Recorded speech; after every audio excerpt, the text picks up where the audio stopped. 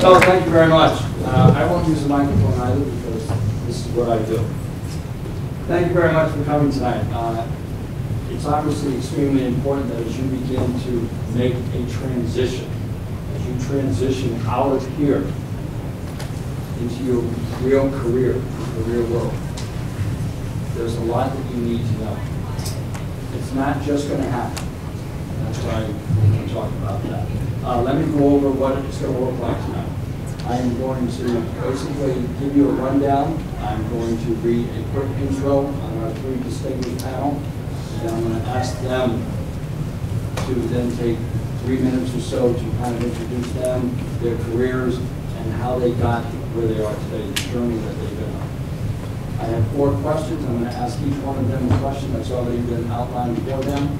I'm going to ask them to give it as much time as they need. Then I'm going to ask their colleagues to give a couple of minutes. By the time we get all that done, it's going to be 30 minutes. And then we will open it up as a general discussion, because that's what this has to be. We're not here to bore you. We're not here to lecture you. If you're going to believe anything that we say, we're going to have a conversation. That's what we're going to do. Any questions? All right. Let me do this. I want to read an intro on the 3 of my colleagues, and then I'm going to read an opening statement. And then we will begin our conversation. I'd like to introduce Brian Smith. Brian is the Vice President of Human Resources at Octagon. Octagon is the world's largest sponsorship consulting practice and a pioneer and leader in athlete personality representation and management. Brian is Senior Vice President of Human Resources for Octagon Global Marketing and Events. Give me a hand, please.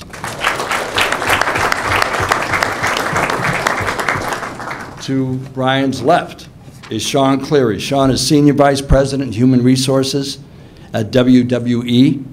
He reports directly to the Chairman and CEO, Vince McMahon, and oversees all elements of the HR function. WWE is an integrated media organization and recognized leader in global entertainment. Last but not least, my buddy Brian Morton, who I worked with at ESPN. Brian is Manager of Talent Acquisition at ESPN. Brian's been a recruiter since 1997. In August of 2010, he joined ESPN as a senior recruiter. His responsibilities include recruiting for ad sales, marketing, research, and affiliate sales, marketing, as well as ESPN audio positions. In 2013, he was promoted to manager. Congratulations, Ben. Thank you, John. See, I lost my place. That always happens when I have to get funny here. All right. He was promoted to manager and of talent acquisition, where he oversees the recruitment strategy for the sales and marketing and audio groups. Brian works for the worldwide leader in sports. It's the leading multinational multimedia sports entertainment company featuring the broadest portfolio of multimedia sports assets, over 50 business entities. In short, everyone, ESPN is a subsidiary of the global entertainment and media giant, the Walt Disney Company.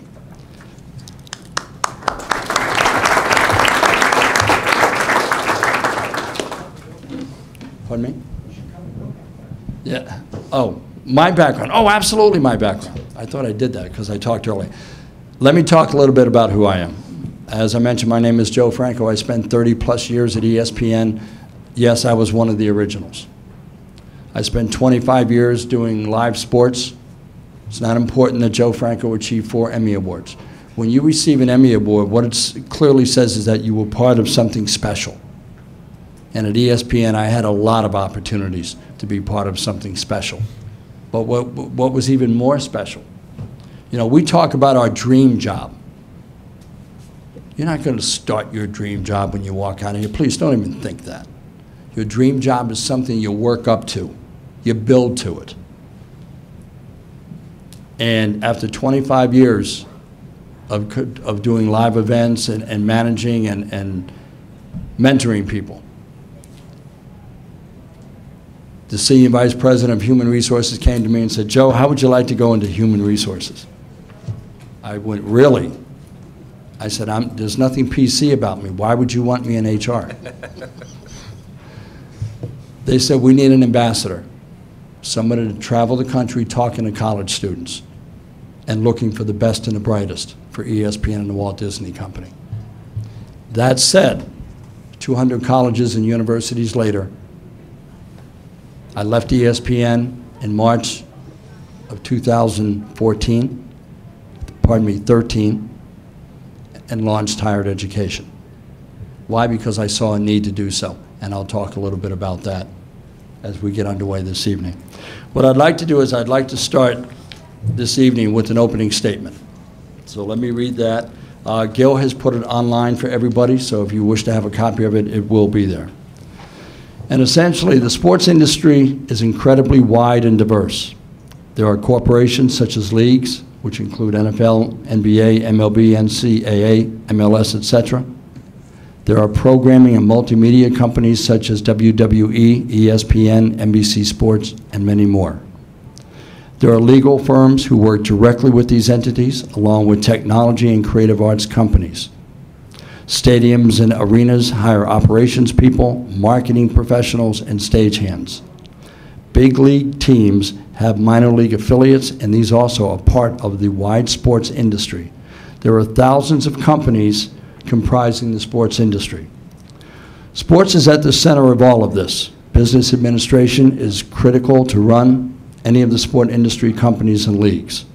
That includes business development, sales, and marketing.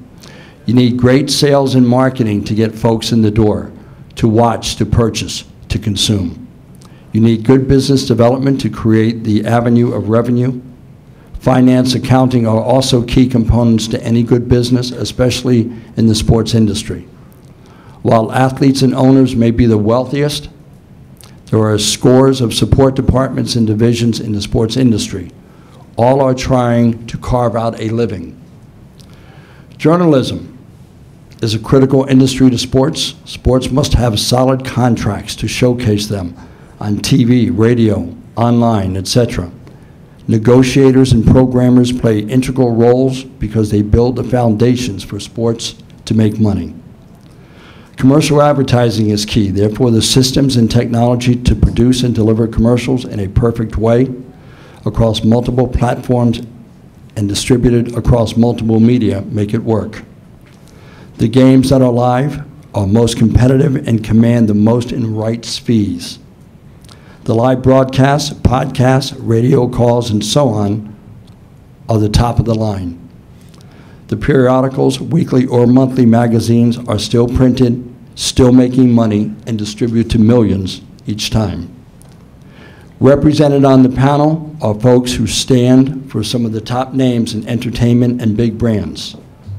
The sports industries need to find the best and the brightest to create content, acquire rights, and deliver the games in as compelling a way possible.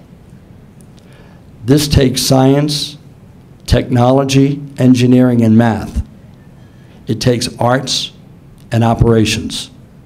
It also takes a commitment from each and every employee to do their best, to make the sacrifices, and to give it all to the one. Are you ready to be part of that? That being said, Brian, if you would start by introducing yourself, Mr. Morton, sir. Sure. Well, do you guys hear me all right? I think you got most of my background by the wonderful Joe Franco here, so I won't bore you with the redundancy of that. But I think in talking about the journey, how I ended up at ESPN, it's fitting to the forum that we have here tonight.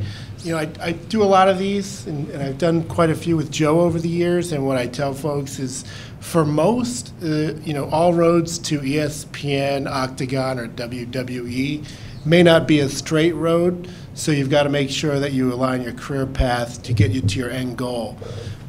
I'm pretty fortunate in that ESPN was a goal for me when I entered the workforce. I'd always dreamed of being a part of it, admired it, and So I'm living what I had set out to do. That said, I took advantage of every opportunity that I had. I made sure that what I was going to get out of it would set me up for the opportunity to work at ESPN and be prepared and not go in there not knowing what it would be like, or not how to conduct myself professionally or not be able to compete. Because again, ESPN is a very competitive company like Octagon and WWE. So it was important for me to understand what my journey was going to be, capitalize on the opportunities that I had, and really make the most of it. It was a long journey. It took me about 16 years, I think, to finally land here. But when the opportunity arose, I knew that I was going to be the most prepared, the most ready to compete for that job. It was mine to lose. That said, I think I took a lot of learnings from the opportunities I had, mentors along the way in preparation for that interview, so that when I went in there, it was a very easy decision for my employers to choose me. So I think we'll get into a little bit of that a little bit more deeply through some of the Q&A here, but looking forward to participating and answering you guys' questions throughout the evening. Brian? So I'm Brian Smith from Octagon. I think already you guys have a definitive advantage over myself. Going to college, not until my senior year did I have any idea what I wanted to do. I didn't even know who Octagon was at that time. I had taken psychology courses. I went to Ithaca College as an undergraduate, and it was my senior year, and I took an industrial psychology course, and I was like, oh, this seems pretty interesting. Considering I knew I didn't want to be a therapist, although that's kind of what I am today, being in HR, but I didn't want to be a doctor-patient type setting, so industrial psychology, went to graduate school, and actually found a position in HR in New York City, and did that for about 2 years and kind of moved up the ladder. And then it was about 7 years ago where I came across the opportunity with Octagon, and honestly, I had no idea who Octagon was. The advantage that you guys have, you already have identified what your interest is, which is a huge advantage because you guys can already start to set your goal and work to accomplish that. I was just fortunate enough to fall into Octagon because they needed an HR person. So it's been the best decision I ever made. I was fortunate enough for them to hire me and have been with them for 7 years. And I'd also state that things like this, we didn't have that when I was in college, or if they did, I didn't pay attention to the notices that went out. But this, to me, is the real benefit of going to college, and you'll get a little bit more of my insight on what I mean by that, but taking advantage of these opportunities to learn really what it takes to get employed after college, because I think that is the big challenge that's facing you guys today and everybody in college. How do I get a job out there? So again, just taking advantage of opportunities like these, but like I said, I'll share some more insight as we get into the discussion. Sean? Great. Well, probably similar to the two Brians. When I was in your shoes, I had no idea that I wanted to be in HR. I played Division III basketball, and so my original dream of being a shooting guard for the Boston Celtics, not going to happen. But turned that into a passion for sports, and like Brian, also wanted to make sure that I got into that career as quickly as possible. Was fortunate enough to spend almost 10 years coaching, a couple years in the NBA, and then almost 10 years at a couple of different Division I schools, go Manhattan. And that was probably what it did is it instilled this sort of passion for sports that stays today. And even when I got out of coaching, which happened almost 20 years ago, I always knew that I wanted to get back into sports somehow, some way. And so the journey took me through companies like Diageo, if you're familiar with them, world's largest drinks company, Bank of America, Take-Two, which is a video game development company, and then 3 years ago, I got a call from the WWE to come and be the head of HR. Having never seen a show, having not been a fan, really not having an appreciation for what the business was about, but going through that process, really came to understand and admire, frankly, what the company is doing and see how closely it's linked to the sports world. So it's been an interesting journey, and the one word of encouragement I'll say is be opportunistic. Don't be afraid to take chances. Don't be afraid to go in a right direction when you think left was probably the obvious choice. You never know where those decisions are going to take you in your career. And as long as you have that ultimate goal of being in the sports industry, as long as you produce, you're going to be fine. The beauty of having HR representatives as well as the staffer in the room, it kind of gives you the plus and minuses. But what I'd like to do is to give Brian Morton an opportunity. What skills are you looking for? when it comes to interviewing, whether it be for marketing, sales, anything? What do you look for? What are your personal skills as well as the professional? So quick show of hands, how many people in this room are sports fans? That is a great quality, but it's not a skill that's going to get you a job. So I'm glad we cleared the air now. So if I get to see your faces down the road, you don't lead in with that. I think it's great working in the sports industry. Having a passion for sports helps you excel. It increases your engagement, right? But it's not by any stretch going to get you that job. I hear it all day, every day. And, what you need to understand and realize, which I'm sure you're learning, is there's a business behind sport. And that is really the key component, I think, in understanding. And when you get that opportunity or that first call is to do your homework. You can be a fan. We love our fans. But like you said, it's not going to separate you. It's very competitive out there. So internship experience, being at least in tune with what's going on in the organization, league, or company that you're looking at from a business perspective, not just reading Wikipedia. I just don't think that's good. We can all do that on our smartphone 10 seconds before an interview, but it's not going to really give us the opportunity to know who you are, what you're capable of doing, right? We want to see what you've done with the opportunities that you've been given. We want to see you take advantage of these programs, the networks that you have reached to, any internship, or even what you're doing for your school. We want it to be relevant to the career that you're pursuing. As far as skills and things like that, social media, I think, is a good skill to have, but it's really dependent upon the role. Letting us know what the starting lineup is for the 1990 Yankees is great if you're going to be going for a job in stats and information. But for marketing, it's probably good to have, nice to have, but may not be relevant. So you want to really be able to couch your enthusiasm for the brand and really showcase the brand of you that's going to be a compelling story to your employer. You want to really take note of the job that you're applying for. You want to make sure that your resume aligns with the skills that we're looking at, the experiences that you have. You want to make sure to highlight that, right? Tell us a story. Don't write tasks. Think about your resume. It's the first thing we see, and you probably got, I know for me, probably 8 to 12 seconds to catch my attention. And if it's very task-oriented, worked on a team, did stuff, made presentations, it doesn't really tell me what you've done. I want to see quantifiable results. Was part of a team that increased X by 10%. What did you do? How'd you make a difference? How'd you impact the organization? And you can do that from an internship experience, volunteer experience, whatever it may be, but show that you're results-driven, individual candidate for that job. Ron, feel free to comment before we move on to the next question. Sure, I'll jump in a little bit. To your point, I got on recruiting because I couldn't stand it, to be honest. Sorry. No. Because my feeling was you didn't really get to know somebody in an interview.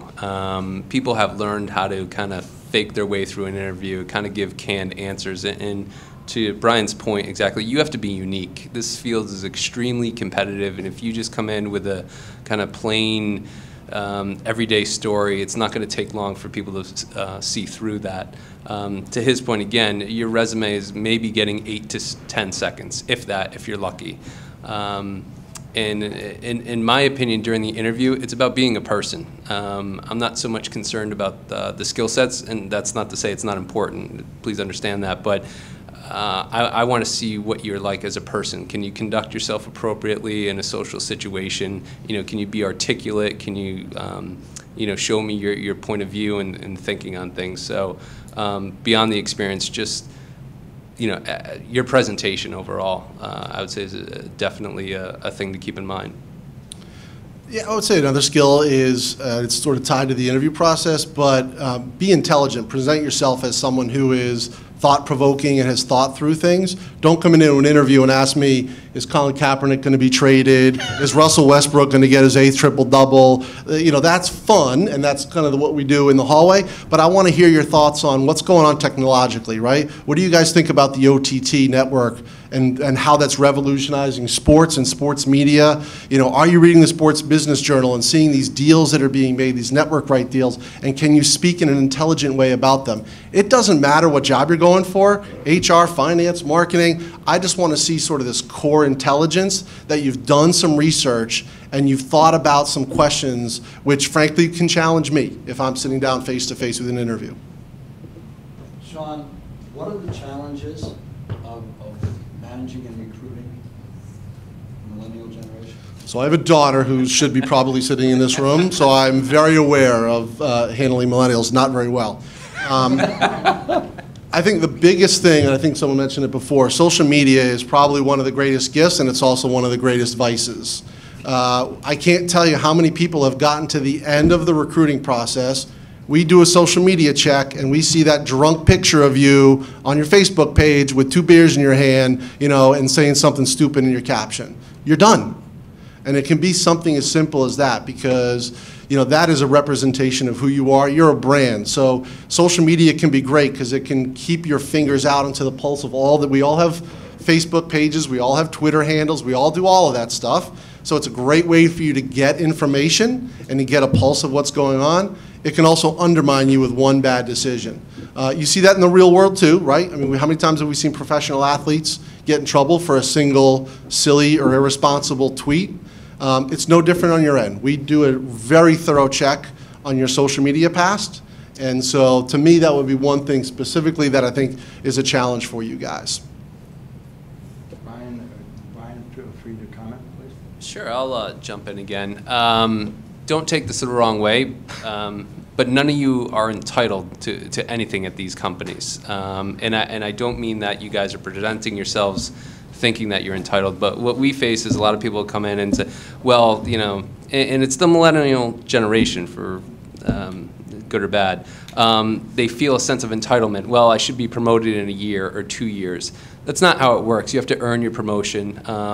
You got to remember that there are people in the field who have been in that field longer than you, 15, 20, 30 years, and they put in a good amount of time to get where they are. So again, I don't know any of you, and I don't think any of you would come in with that attitude, but we do see it sometimes where people, they just feel that that progression is going to happen very quickly. And I think, Joe, as you mentioned, very rarely, you know, maybe 5% of people get their dream job right off the bat.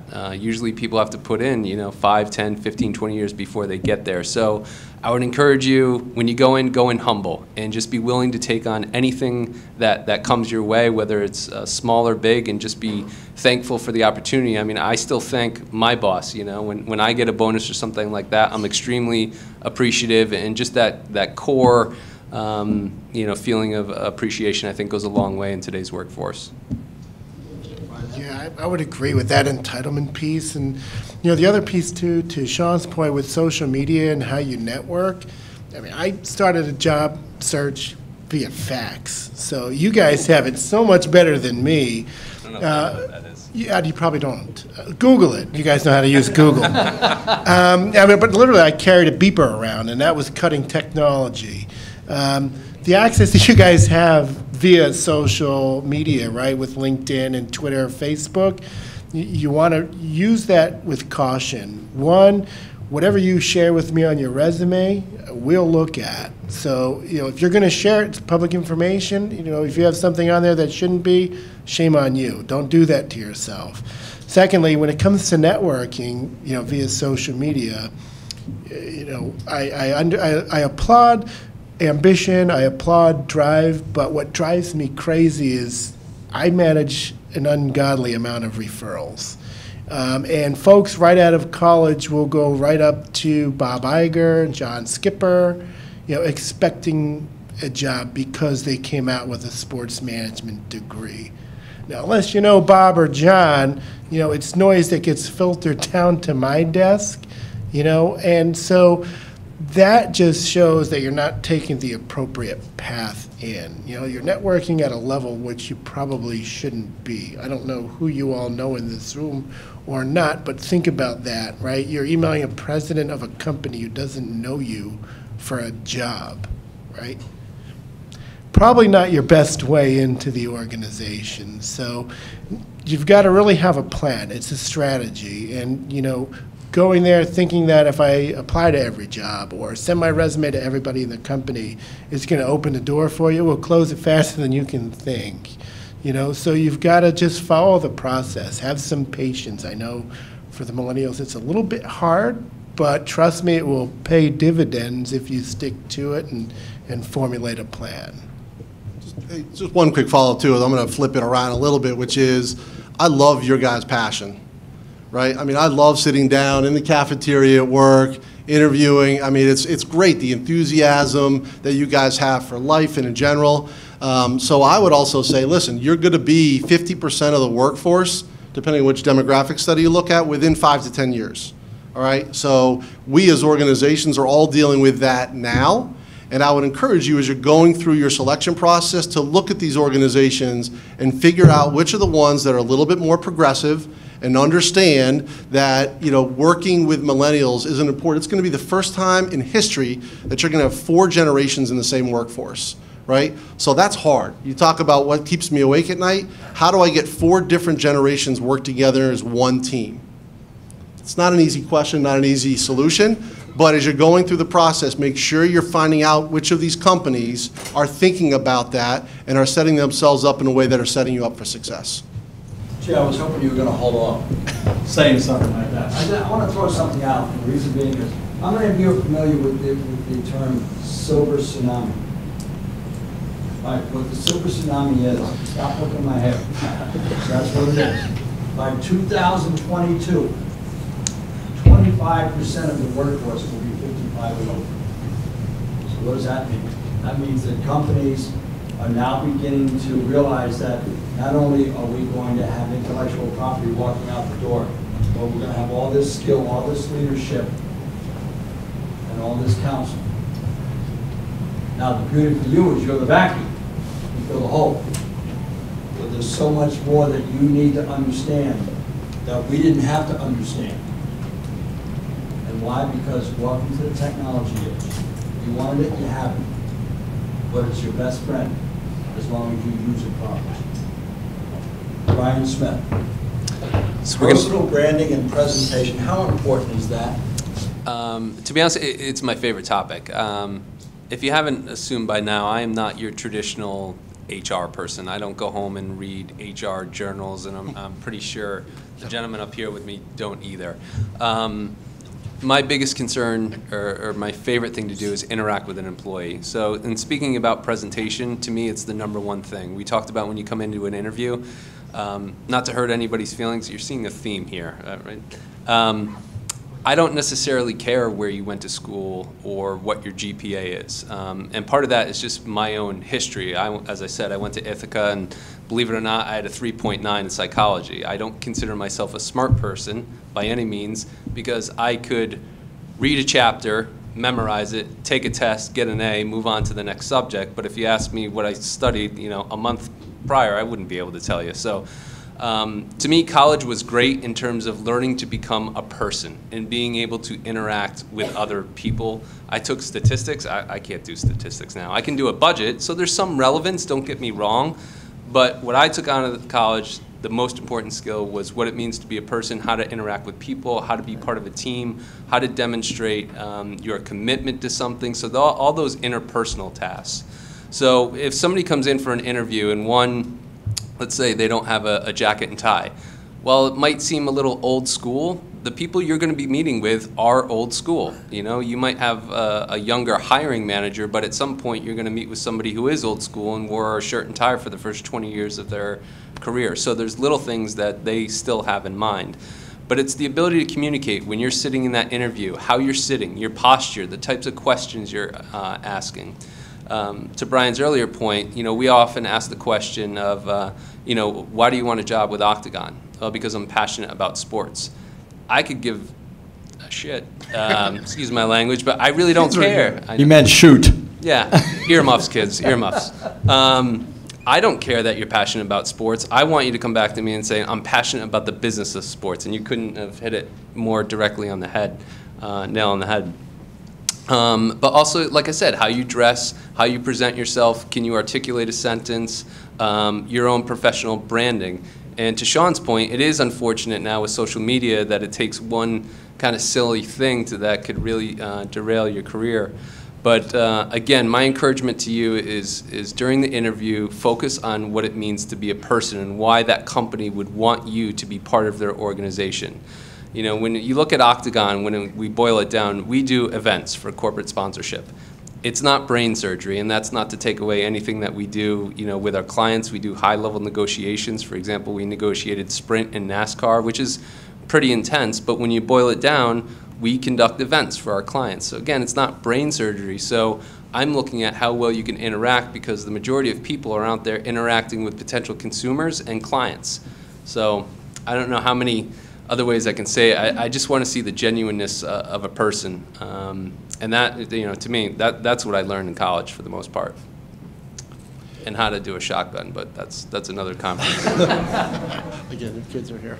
They know. I would say, you know, one of the things to think about in your personal brand, and I think it's an overlooked skill, be able to tell a story. There's nothing worse than getting into an interview and it starts out fine, and all of a sudden you find the conversation going down a million different rabbit holes, and the person's not answering the questions that you asked, and they're not able to you know, I know you said string sentences together, but do so in a way that gets me excited about you, right? Tell a story. This is your time to talk about yourself and have that passion come through and show, you know, the level of intelligence you have and that you've done your research. But don't be that candidate that walks in and after 20 minutes of talking, I sit there and go, I still don't know what the hell they did, right? Because you lost me in the fog of conversation. Be super crystal clear about the story you're trying to get across about yourself. You only got one shot sometimes. And so I'd encourage you, as part of your personal branding campaign, to practice that, right? So you go in there, you're ready to go.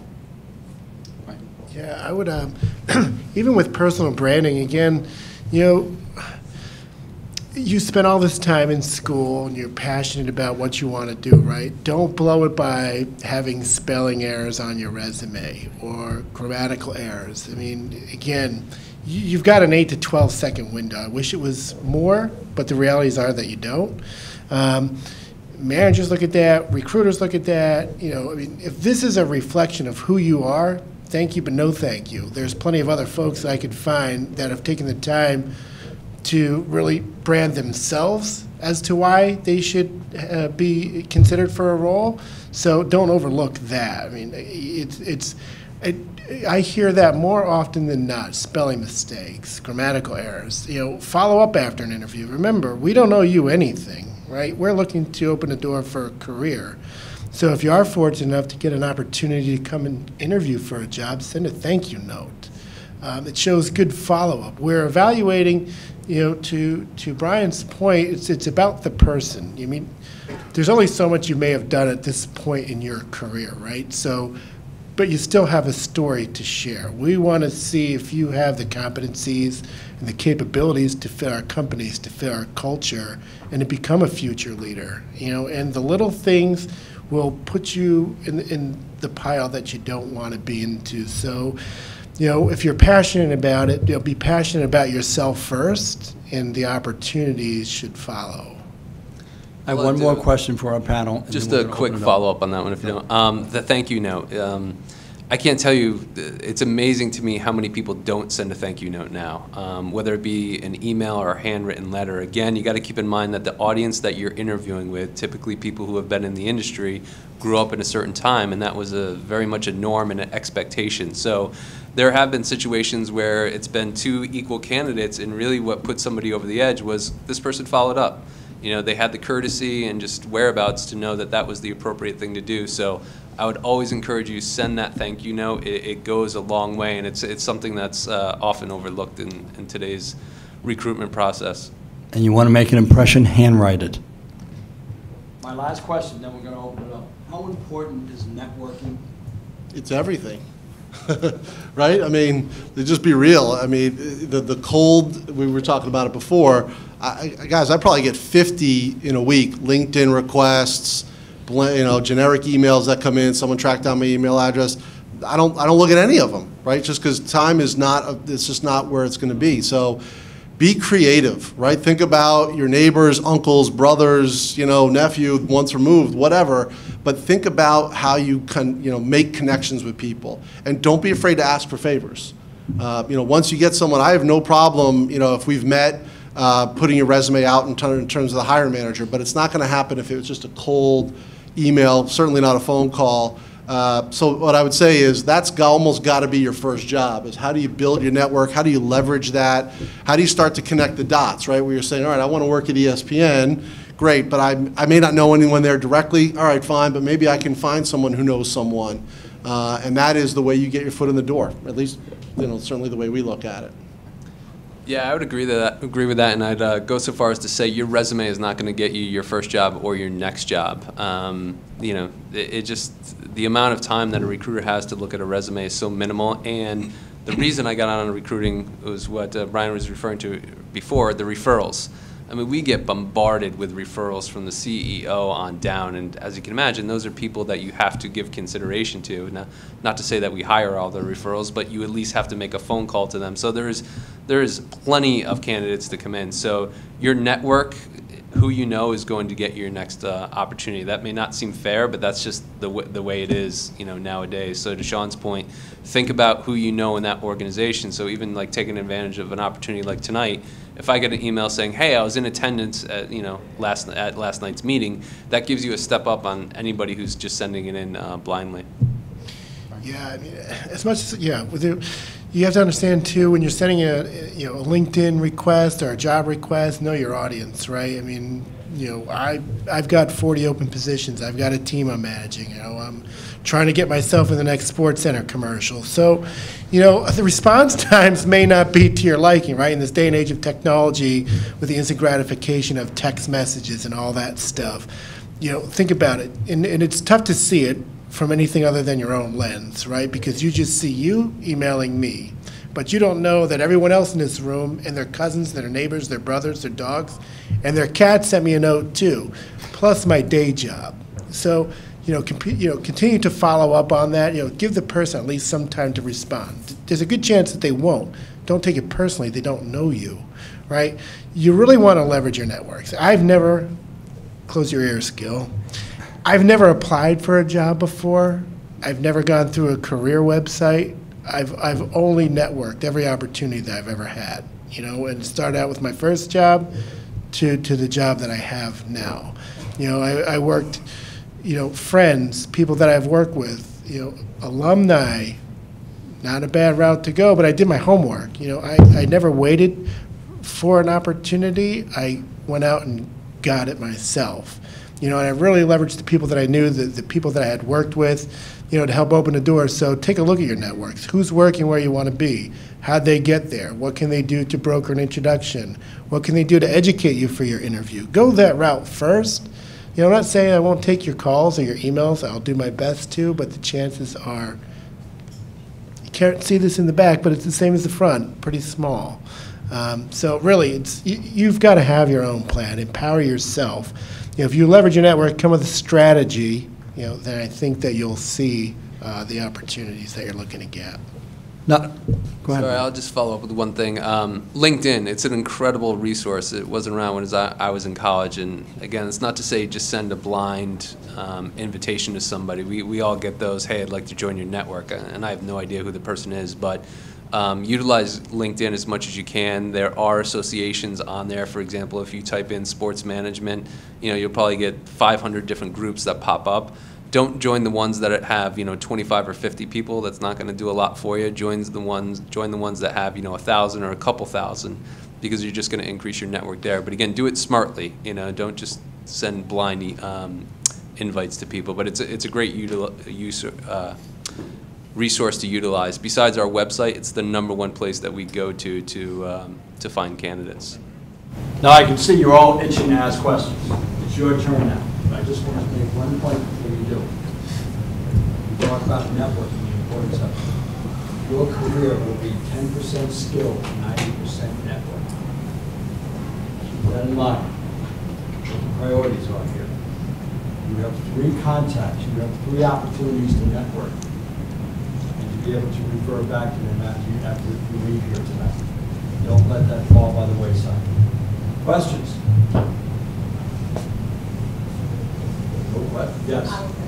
My question is actually for Sean. I saw that you were featured in Forefront magazine. You were talking about this interview.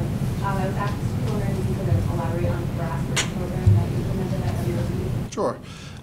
Brass Ring was a leadership development program that we instituted about 3 years ago. It's a 9-month program. So you get selected, there's an interview process. So we're taking the best of our middle managers and we put them through just a full 9-month cycle. And it's everything from classroom-led training, which is kind of boring, to more project stuff based. So one of the things that it culminates with is at WrestleMania, which is in 2 weeks, I'm sure you'll all watch. We have a fan event called Access, right? And it's just like if you think about the NBA store, we'll have 500,000 people go through Access. And we probably have 100 different booths set up at that event. And they range from all different kinds of things, you know, legend deals and the sort of storefront. And we gave each of the 2 project teams, they had to come up with their own booth. So you want to talk about real world pressure and real world opportunity. You've got to, over the course of the 9 months, come up with a design, you know, execute it, and then it gets judged at the end of the 9 months. So it's just this, it's a nice way for us to hopefully accelerate the development of some of our top talent. There's a premium focused on management skills and leadership skills versus, you know, tactical, you know, are we going to have a better payroll manager? Not really interested in that. But are we going to have a better leader? That is really what the design of the program is meant to do. Excellent. Your name is? Jordan. And you're in what year? I'm a senior. You're a senior? I tell you, spot on. Good job by you. I'm going to ask a favor. As you ask questions, I'm going to ask you to stand, give us your name and your class that you're in. Questions? Sorry, was it Jordan? Jordan. I want to echo what he said because it shows that you had done some research. You knew what Sean had done in his previous, you know, work experience and WE. Like, that's the type of question that you guys should be asking. It demonstrates that you took the effort and you know, went the extra mile to learn a little bit about Sean. I've always wanted to work in management at WE, so. There you go. I can't help you with that. No, but it's a good point, actually. That was very impressive. No pressure on the rest of you. Right, the I'm bar has saying been set pretty That high. was a good example of what you should be doing. Yeah. You know, I want to talk a little bit, and I'll get your question next. Anytime you see a job posted, let's talk about that, whether it be an internship, a co-op, or an entry-level opportunity. Once you see it on mobile, you have 72 hours to respond to that. And if not, you don't know somebody, welcome to the lottery game. That's why networking is so important. You know, it's not about being like everybody else, it's about standing out. Yes. Do you want to give your stats about how many people apply for positions? To just give them some frame of reference. Don't call. ESPN in 2012, everybody, we were 19,000 applications short of 2 million applications for 950 positions. Now, here's the reality. You can't worry about that. Why? Because 950 people found employment. Why? Because they sold themselves. I mean, we're looking for the best and the brightest. Understand that. That's the competition. That's the commitment that you need to make. Sean said it, and both Brian said it. This is not brain surgery. This is being confident in your skills and confident that you can compete. That's all this is. And yes, you have to do your research. Yes, you have to find out about people. If you know you're going to do an interview, find out who's interviewing you. Look them up. Good job by you. Spot on. I mean, again, this is not brain surgery. But you're trying to compete against the best and the brightest students from the best and the brightest universities around the country. Yes, UNH is one of those schools. But your competition doesn't end here. Yes, sir. My name is John Zimmerman. I'm actually an alumnus. My son is a freshman. So Sean, WWE wants to network approximately 1 year ago. A little over Yep, February 24th, a year ago. Two-part question. What type of jobs did that create? And do you see the rest of the industry, like ESPN, providing their content directly to their fan base rather than going through the traditional means of a cable company or satellite company because it's just a monthly streaming service directly to the people that are interested in it? Sure. Great question. I'll take the second part first, which I think is it's inevitable.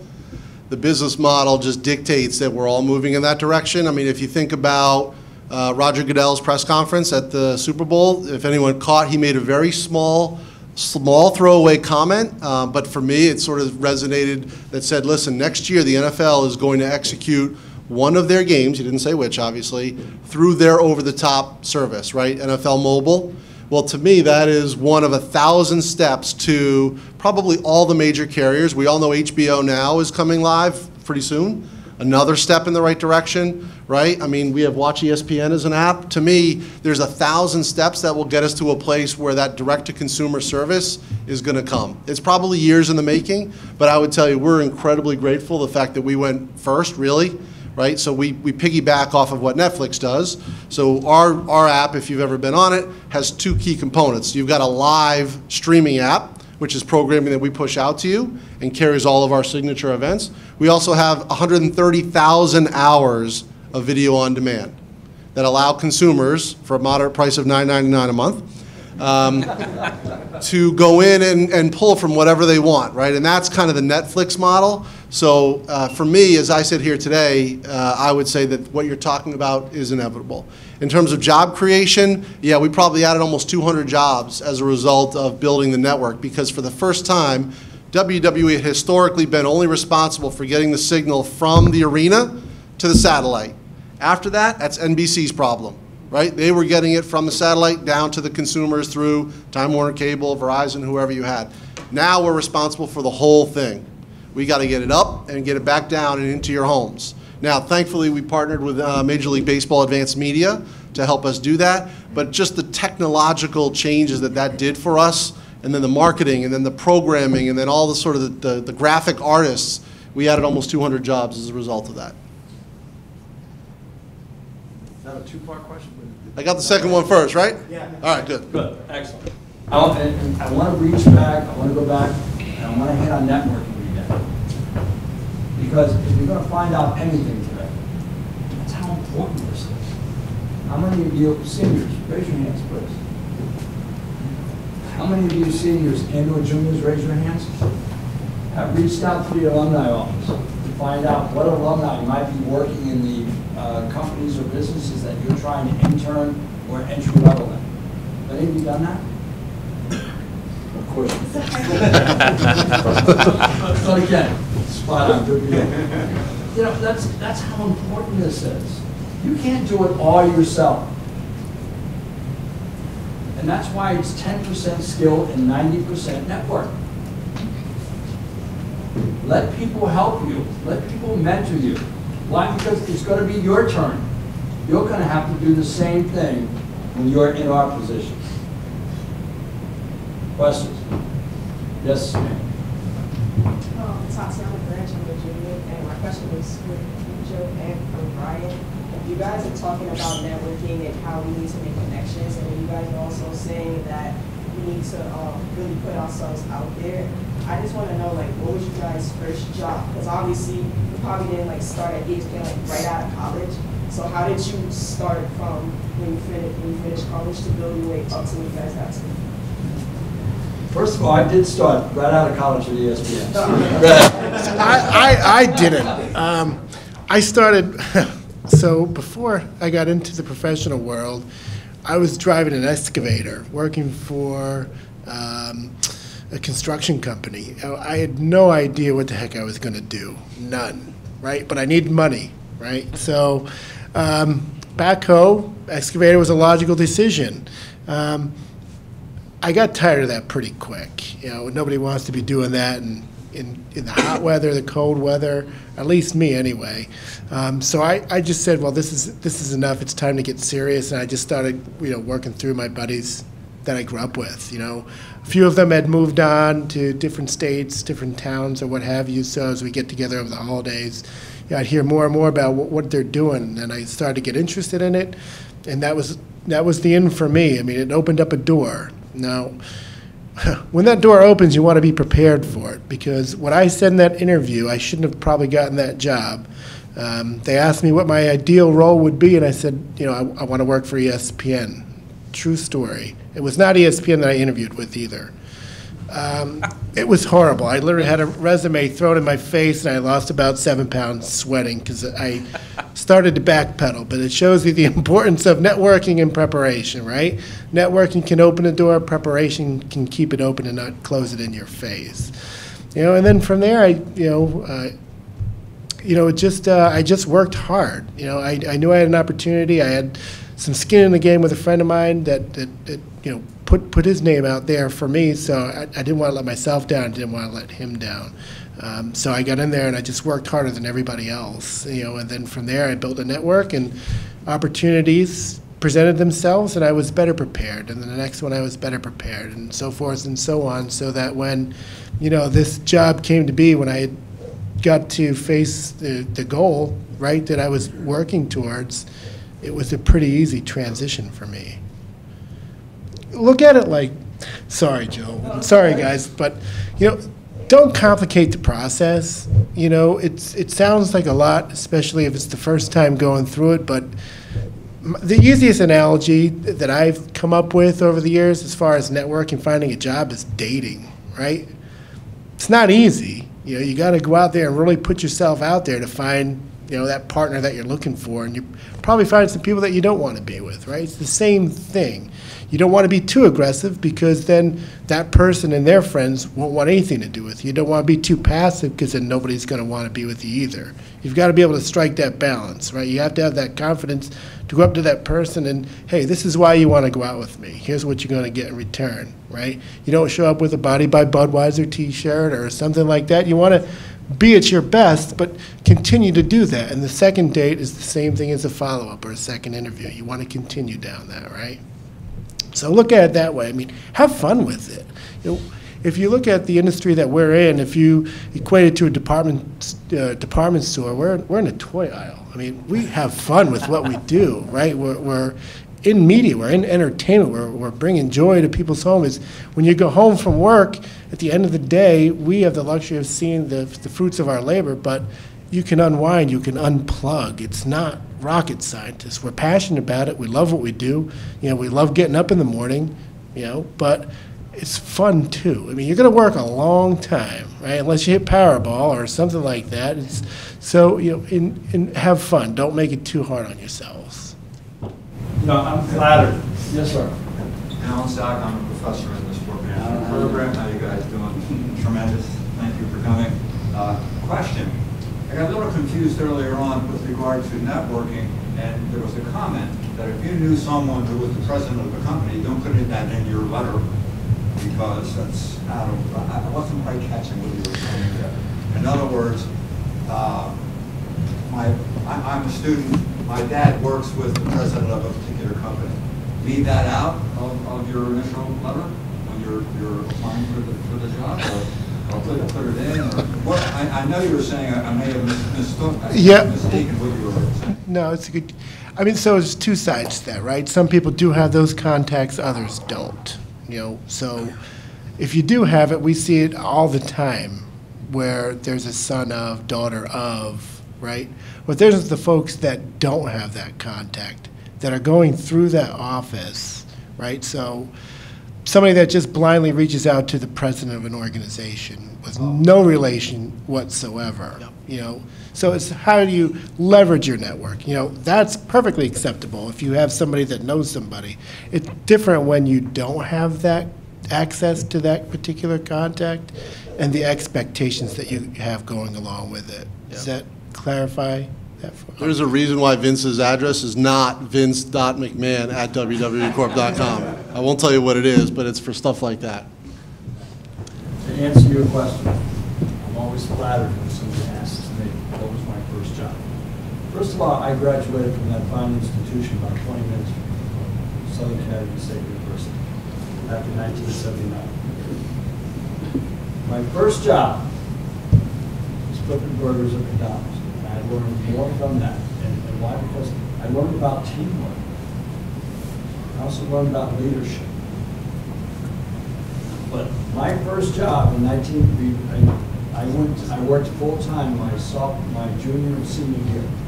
I worked for Merv Griffin Productions. How many of you are familiar with the sport of highlight? Well, we used to have highlight prime times here in the state of Connecticut. And my first job was a director in photography. I used to do the closed circuit camera and directed for that facility. When I graduated Southern Connecticut University in 1979, ESPN approached me. So we'd like you to come out, we're going to launch September 7th. We'd like you to look at our operation and tell us if you're interested, based upon your experience working for North Griffin, working professionally, being paid professionally. I went up to Bristol, there was a hole in the ground. There was a trailer with a control room in it. I said, you know, God, I don't know, man. I said, why don't you guys go ahead and launch and then bring me back in October. That's what they did. ESPN launched September 7, 1979. October 1st, ESPN called me up and said, Joe, if I could come up and take a look at us. The second time I went up there, I was blown away. I went home and I told my fiance, my wife of today, 32 years, honey, I'm quitting Merv Griffin. She looked at me, no, you're not. I said, honey, I have to. You need to understand this. This is going to be big. I said, it's cable TV. And the lovely Mrs. Franco looked at me and said, what the hell is cable TV? But you know, we take chances in our careers. And I took it in the beginning. Yes, I left ESPN twice. They've hired me back 3 times. I'm just curious, how many of you, I know that a notice went out telling you we were coming, how many of you bothered to look us up? That's terrible. Why? Because it would have helped you to come in here, if you know more about us, and you would look that much better. Remember, this is a competition. You're looking for an edge. Help yourself with that edge. Reach out to that alumni, Craig Mortality in the back, 30-year veteran of ESPN. Use your network. Take advantage of us coming here and of your professors giving you these opportunities. This doesn't happen in every university everywhere. And I've been to over 200 of them. Questions? Yes, ma'am. Hi, my name is Liana Duncanson, and I just graduated with my MBA. So, Congratulations. Thank you. So excited. So I just have a question for Brian Smith. So I know you are the Senior Vice President for Human Resources for Octagon Global, right? Mm-hmm. So I know Octagon just actually opened offices in Istanbul. Mm-hmm. And you guys have offices almost all throughout the world. How do you find that the challenges of kind of globalization of the industry, and then making sure that you're building a team that's accepting that and willing to kind of use those to that advantage and build kind of the brand and connect with the fans all throughout the country? First of all, Ayana, good to see you. Nice to see you. So yeah, we. No, I didn't. We are a global organization. To answer that question, we really look at the location that we're in, because it is so region specific in terms of who your client is. For example, in the U.S., your client is going to be a little bit different than over in London or Germany or wherever you may be. So we have to make sure that we have a good, solid core knowledge base on the ground. So utilizing the existing resources, employee resources that are there, the local talent there, because we need to make sure we understand that landscape. We can't go across from a U.S. perspective and implement what we think is the right thing, because Well, as you can imagine it, that country's going to be like, well, here's the U.S. coming, jumping in on our stuff again. So we have to build that core base first to understand the landscape of where we are. Then we build in what I would say kind of the core Octagon knowledge, the stuff that we have gained for doing what we've done over the past 30 years. So bringing the two together to make sure there's a blend of local knowledge, but also utilizing what we've done in the past and the expertise and the knowledge that we've gained through then. As it relates to employees, I'll bring it there because what that means is sometimes that there's an opportunity for, whether you're in the U.S. or London, if we open an office in Istanbul, once we have that core base, we're looking for employees who might be interested in going to that other region to help us develop something.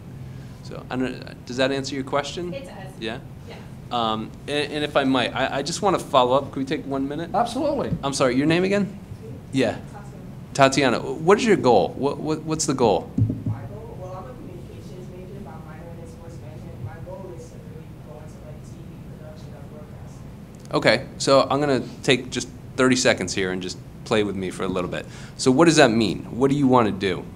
I really want to like be on like TV and like broadcast like the basketball games, baseball games. I want to be like a broadcaster. I actually do it for the athletic department here for the women's and men's basketball games. Okay, good, and that was going to be my point. No matter what your goal is, first everybody, identify what the goal is, and then break that down. What are the skill sets needed for that goal? So you want to be in broadcasting, right? So you know what that means. You have to, whether it be color commentary, play-by-play, whatever it is, there's certain skill sets associated with that job.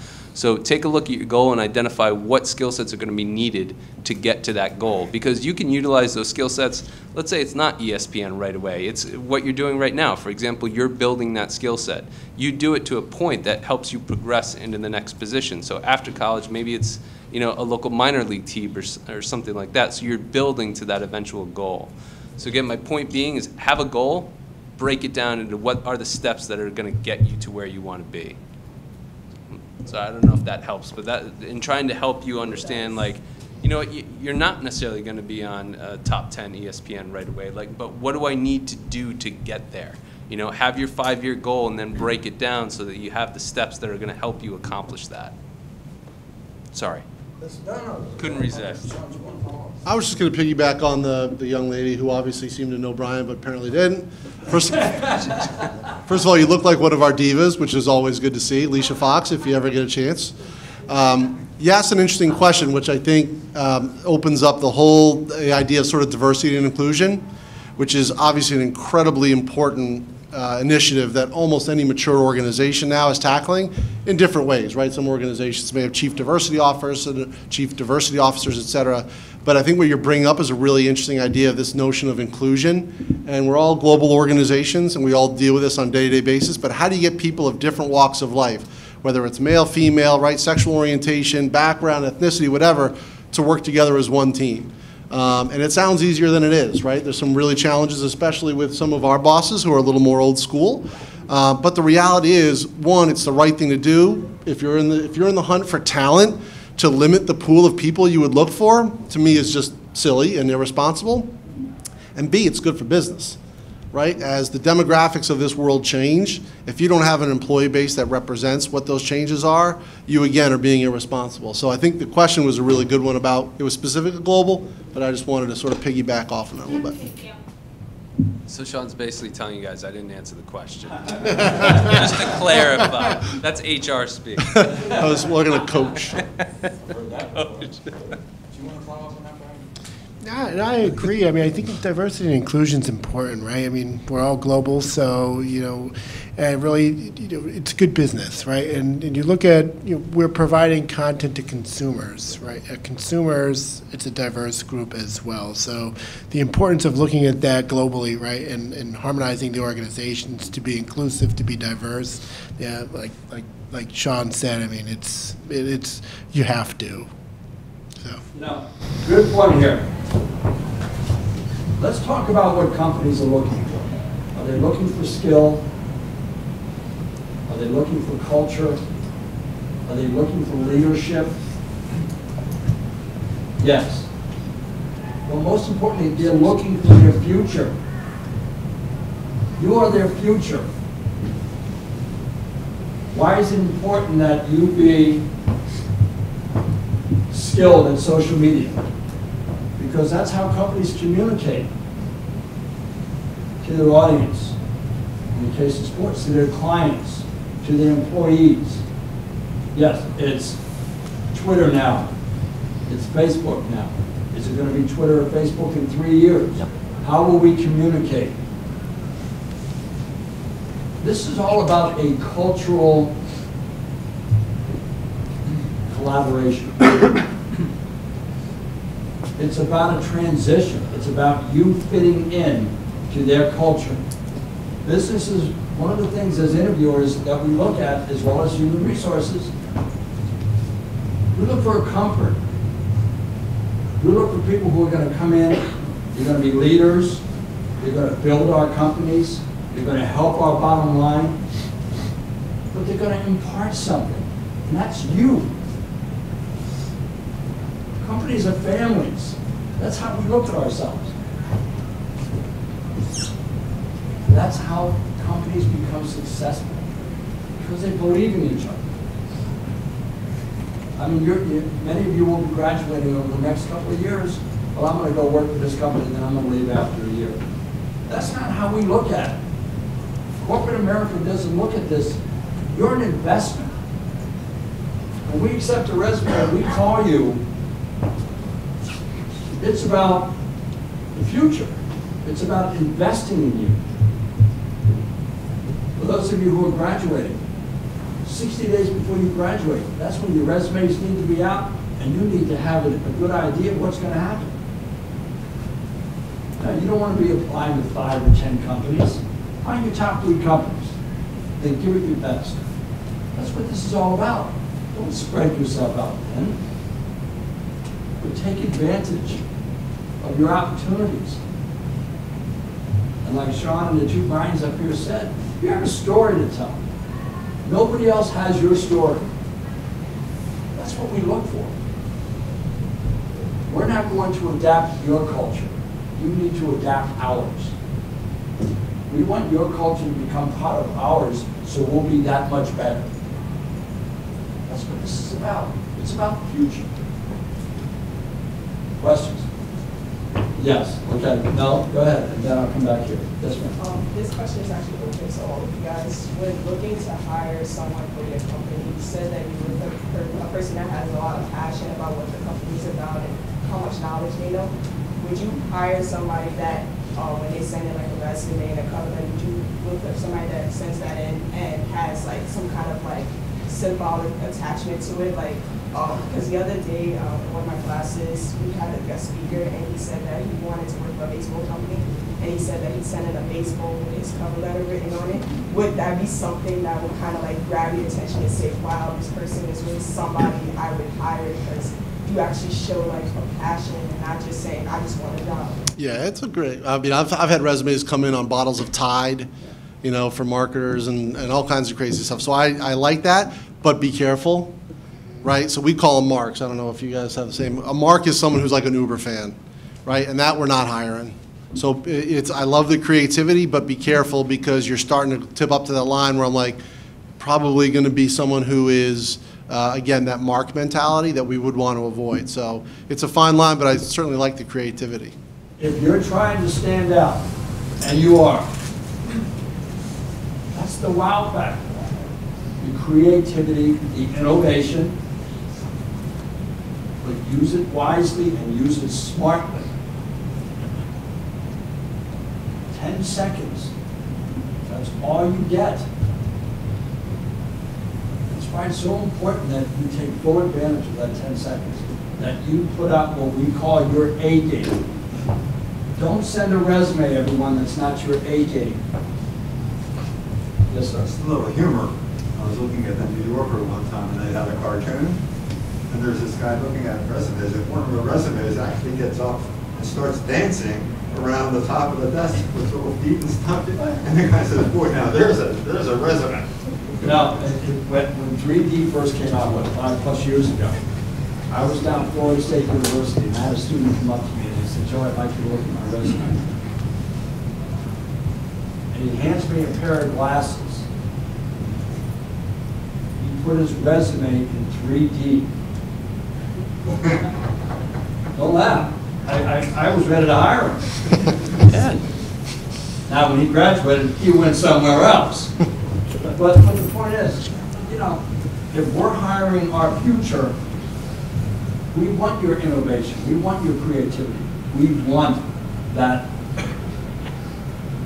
thinking out and looking past what's in front of you. We're looking more toward the future as well. Yes, sir. My name is Matthew Holbert. I'm a senior here. My question is for Brian Smith. Kind of piggybacking off what she asked.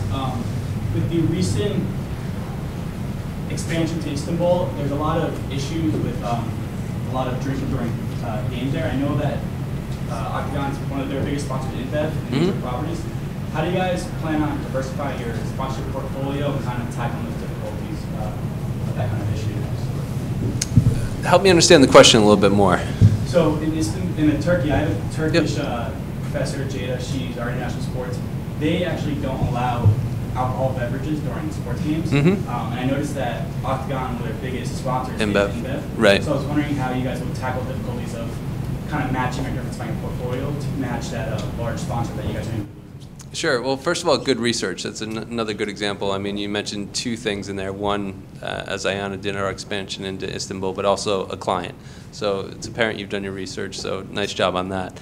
I think it's, again, going back to understanding your local market, because there's certain laws and regulations around activities at sporting events. Obviously, InBev would not make sense for that particular arena, but what else is another brand, a major brand within that industry that's going to resonate? And I think you got to think in terms of ultimately what we're trying to do is help our clients sell more stuff when you think about it, right? I mean, again, my coworkers who actually do the marketing would kill me for saying those words, but that's what we do. So we have to think about what brand is going to identify with the consumers at these events, right? And we do that through what's called Passion Pulse. Our foundation is really on research, which we call Passion.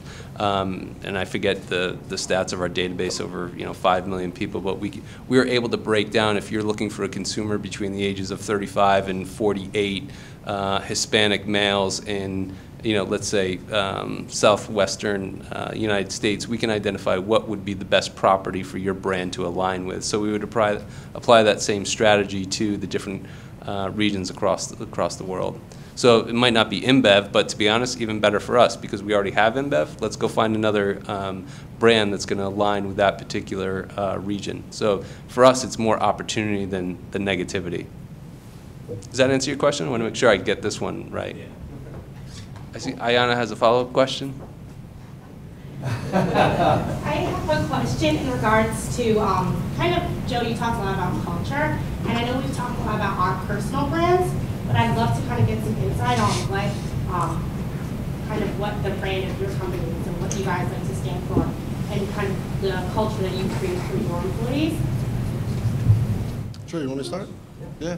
Listen, it's super simple, right? Vince talks about this all the time, and he says anyone that works here has one job: put smiles on people's faces. That's what we do. And if you think about it through that lens, everything else sort of filters in that way, right? How we market it, how we build our product, how we write, how we do everything. So everything attached to us should be fun and very family oriented. We're a PG product. So for us, I don't know that I would define it as a value, but it is the one thing that I would say, if you ask any WW employee, what is one of your core jobs, they'd say, I got to put smiles on people's faces. Always love that. Obviously, 34 years at ESPN, I believe ESPN culture. Why? Because I grew up there. But there's a commitment to family, and there's a commitment to an ideal. And the ideal is to do your best. You'll shine if the team shines. That's always been the philosophy at ESPN. And it's that way with most businesses. You are the future. You're going to have an opportunity to map that out.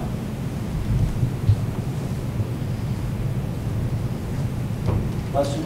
Yes, ma'am. I'll just do a follow-up to Ayana, if you don't mind. First of all, great question. So I can tell you a little bit about Octagon before I get there. It's a question you should ask in your interview process.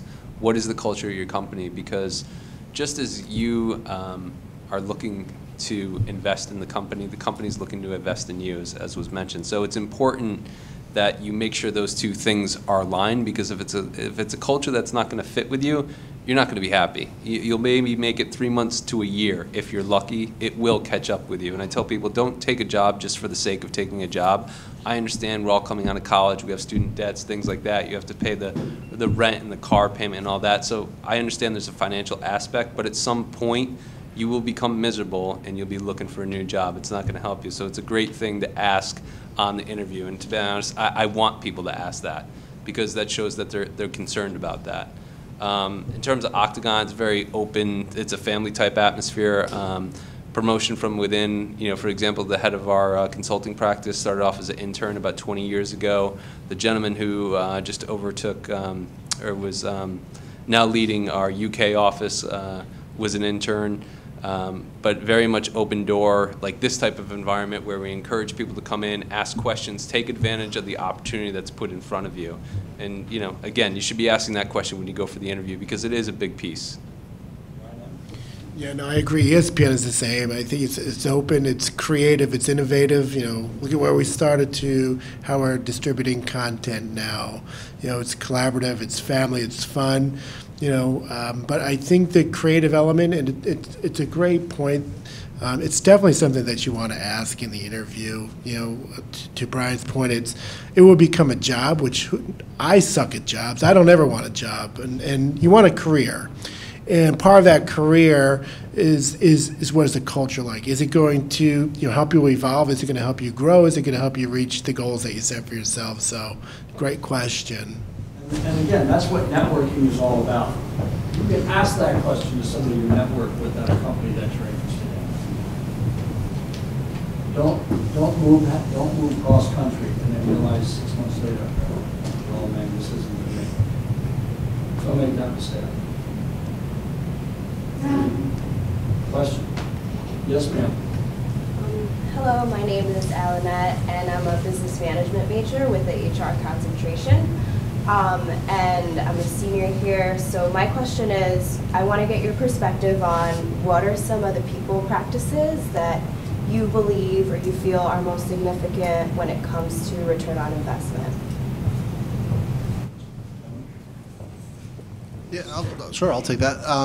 It's a great question. Obviously, the most obvious one is anything training related, right, where you're trying to capability build and focus on getting people's skills up and running.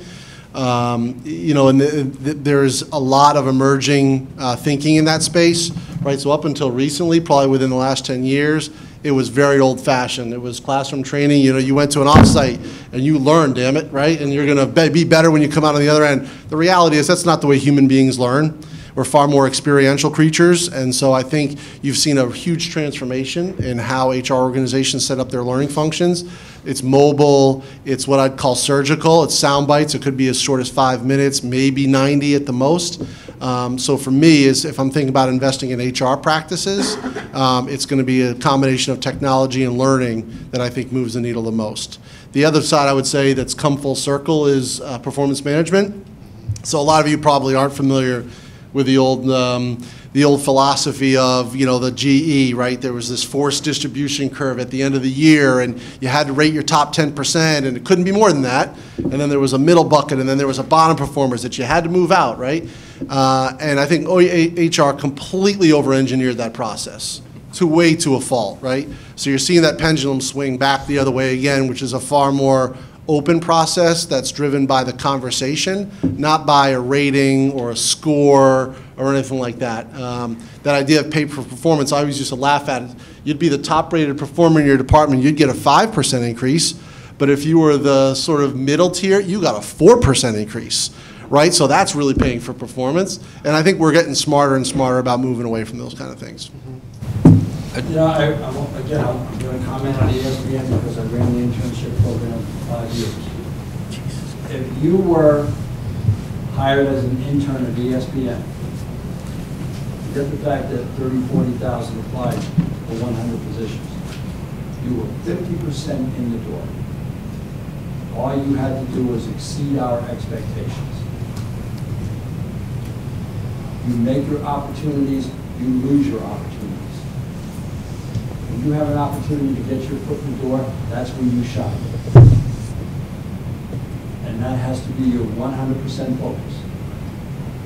There's no such thing as doing a 12-week internship and falling out sick. Gone. You finish that 12 weeks, you do not have it all.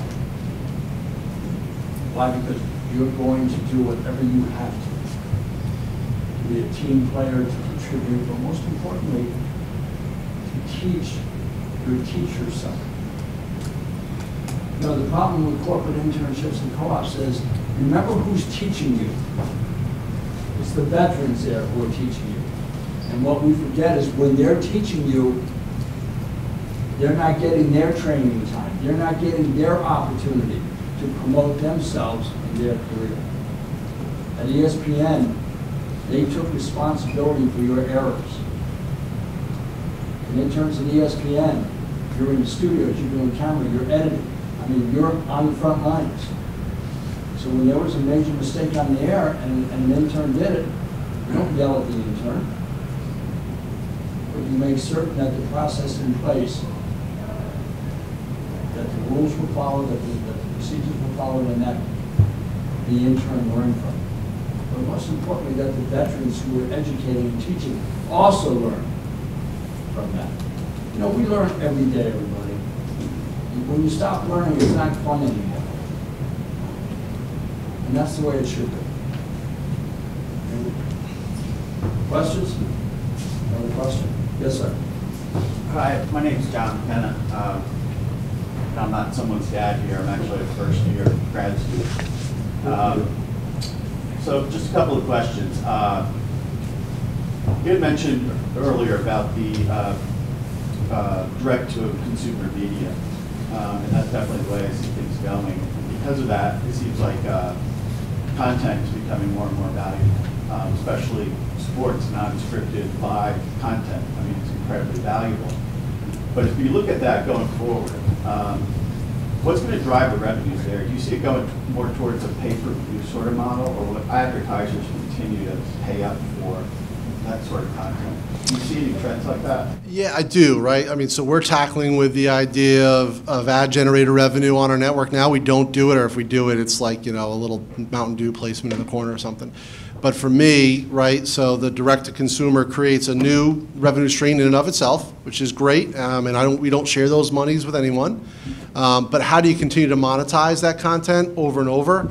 So we're very lucky because we own everything. So we produce movies, we produce toys, we produce DVDs. So we're able to sort of internally market and leverage the network for that purposes. But from an incremental revenue standpoint, there's no question that there's opportunities that the network will provide. And frankly, we don't have the answers yet. So if anyone's got them, I'd love to sort of take any and all suggestions. But who wants to sit through a 60-second spot when you're watching WWE Network? Nobody. So we still got to figure out a way to crack that code. Yeah, no, I agree. I think, how do you, the biggest question out there is how do you monetize it, right? I mean, I think because if you look at the revenue streams through distribution, and if we look at pay per event or however it's going to be, the biggest piece is, what you don't want to lose that revenue source. So, looking at ways we can monetize while not cutting in or losing anything is going to be the biggest key. So again, to Sean's point, if anyone has that answer, we'll take all inquiries and suggestions at the end of this. Yeah, we're in a very different spot than in ESPN, to be completely fair, right? So for us, we had 12 pay-per-views a year that we were charging $60 a pop for. And those numbers were just gradually declining, and there was no sign that we were going to turn that around. So the network for us is really a replacement of that revenue. So instead of you paying $65 once a month, you only have to pay $9.99 a month, right? And you get that in perpetuity and all those for free. So for us, it wasn't a bait and switch, but it was really just a different way to get what is our most prized content to more consumers without having to feel like they've got to, basically $65 a month is crazy. Probably Pacquiao Mayweather's the only thing that'll approach that. We have time for one more question. Yes, sir. All right, John Willoughby, I'm a senior. For you, sir, I know that you guys recently hit 1 million subscribers. Congratulations. Thank you. Work. What's been the biggest challenge getting the network off the ground? Yeah, well, there was the technology piece, right? So there were some early learnings initially because we launched it. Great partnership with Major League Baseball Advanced Media, MLBAM, if you're familiar with them. It's a really interesting case study of a business, by the way. So there were some technology bumps in the road. But for us, really, it was getting people to understand that the technology was easy to use, right? So for them, how do I get that up on my TV, whether it's a Roku or a Hulu or whatever the device is? There was a great deal of sort of user interface education that needed to happen, and I think we underestimated that. We took for granted that people, because of Netflix, would have that understanding, but it just didn't prove out to be true. So as soon as we got our arms around that, we saw the numbers really take off. Brian, Sean, I'd like to give all of you 1 more minute to kind of wrap up your experiences. No, it's been great. I mean, thanks for having us up here. It's always a pleasure to get out and have these conversations. You know, I myself didn't have an opportunity like this, so hopefully you take some things away from it. And you know, look, you made an investment in yourself by coming to college, right? Don't give up on that investment. Continue to pursue, right? Take advantage of these things, network, leverage, you know, talk to your advisors, your leaders within the school and outside of the school, and really make sure that you can continue on the path that you've, you know, identified that you want to go down. I mean, just be true to yourself, right? Ask for help. It's all right. You know, it's a big world out there, but it's not so bad with some help and assistance along the way.